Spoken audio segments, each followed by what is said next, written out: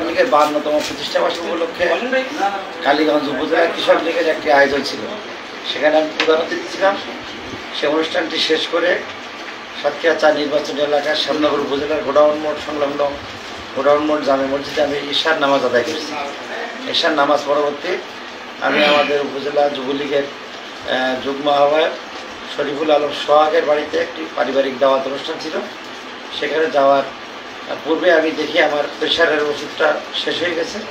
সেজন্য আমাদের মুক্তিযোদ্ধা সড়কে যে ওষুধের দোকানগুলো থেকে আমি ওষুধ নিই, সেখানে গাড়িটা নিয়ে আসলে পরে এখানে রাস্তার নির্মাণ কাজ চলায় জ্যামের সৃষ্টি হয়। সেজন্য আমার ব্যক্তিগত গাড়িটি আমি গোডাউন মোড় থেকে শরীফুল আলম সোহাগের বাড়ি যাওয়ার নির্দেশনা দিয়ে আমি সোহাগের সাথে মোটরসাইকেলে উপজেলার সদরে ওষুধের দোকানে আসছিলাম ওষুধ নেওয়ার জন্য। ইতিমধ্যে গাড়িটি যাওয়ার পথে কে বা কাহারা ওখানে গোডাউন মোড় সংলগ্ন সমিলের নিকটে গেলেই হামলার শিকার হয় এবং সেখানে গাড়িতে থাকা আমার এপিএস টিএস নুরুজ্জামান পুটুল এবং আমাদের মৎস্যজীবী লীগের সভাপতি মেহেদি হাসান মারুফ সাংবাদিক গাড়ির ভিতরে ছিল। সেখানে গাড়ির মাঝখানের গ্লাস ভেঙে মেহেদি হাসান মারুফের বুকে সেই দুষ্কৃতির ছড়া ইটে আঘাতে সে আহত, সে হসপিটালে ভর্তি আছে। পরবর্তীকালে বিষয়টি জানাজানি হওয়ার পর স্থানীয় জনসাধারণ ধাওয়া দিয়ে সেই যে এই গাড়িটি আক্রমণ করেছে তাকে ধৃত করে। পরবর্তীকালে তাৎক্ষণিকভাবে আমি শ্যামনগর থানা পুলিশ এবং আমাদের সার্কেল কালীগঞ্জ এবং আমাদের এসপি সাতক্ষীরা এবং জেলা প্রশাসক ডিজিএফআই এনএসআই সকল গোয়েন্দা সংস্থাকে আমি বিষয়টি অবহিত করি।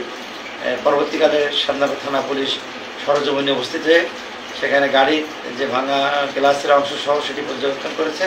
সাথে সাথে অনেক হাজার হাজার মানুষ যারা এখানে আমার শুভেচ্ছাদায়ী দলীয় কর্মী নেতাকর্মী সেখানে ছুটে যায় এবং সেই পুলিশ সেই ধৃত ব্যক্তিকে থানায় নিয়ে এসেছে। সে এখন বর্তমান থানা হাজতে অন্তরীণ আছে এবং তার জিজ্ঞাসাবাদ চলছে। আমার বিশ্বাস এটি নির্বাচনকালীন সময় যারা আমার নির্বাচনী প্রতিদ্বন্দ্বী ছিল, প্রতিপক্ষ ছিল অথবা আমার রাজনৈতিক প্রতিপক্ষ, তাদের ষড়যন্ত্রের শিকার হয়ে এটি হতে পারে। কারণ আমি নির্বাচিত হওয়ার পর থেকেই অদ্যবধি পর্যন্ত আমি নির্বাচনী এলাকার প্রতিটি জনপদে সাধারণ মানুষের কল্যাণে সকাল থেকে রাত অবধি পর্যন্ত ছুটে চলি।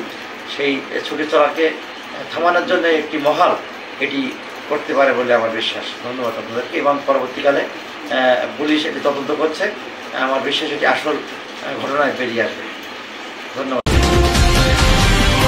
গণ টেলিভিশন, গণমানুষের কথা বলে।